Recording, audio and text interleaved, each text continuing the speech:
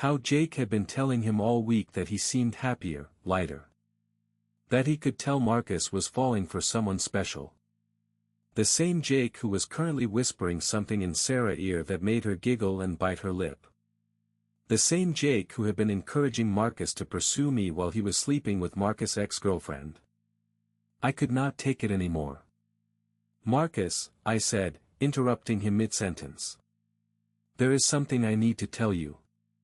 He smiled, probably thinking I was going to say something sweet back. His hand was still holding mine. What is it? I took a deep breath. This was going to change everything. His whole world was about to implode and I was the one holding the dynamite. But I could not sit there and let him keep talking about Jake like he was this loyal friend when he was anything but. Do not turn around, I said quietly. But Sarah and Jake are here. Together. And from what I have been watching all night, they have been together for a while.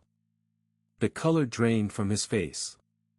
Sarah and Jake, I repeated. Your ex-girlfriend and your business partner. They are sitting at a table behind you and they have been all over each other since before you got here.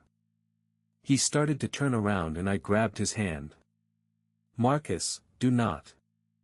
Not here. You do not want to make a scene. But he was already pulling away from me, already turning in his chair. I watched his face as he saw them. Saw the exact moment his heart broke and his world shifted. Sarah had her back to us but Jake was facing our direction. When he saw Marcus looking, his face went white. He said something to Sarah and she turned around. For a split second, all four of us were just staring at each other across this crowded restaurant. Then Jake stood up. He said something to Sarah, threw some money on the table, and they practically ran out of there. Marcus just sat there, watching them leave, his face completely blank. I did not know what to say. Sorry seemed inadequate. Are you okay seemed stupid. So I just waited.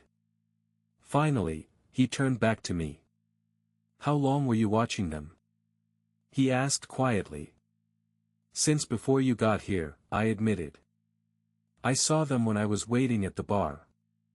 Marcus, they were not just having dinner. This was not new. The way they were together, this has been going on for a while. He nodded slowly, processing. Then he asked the question I had been dreading. Do you think this was happening when Sarah and I were still together?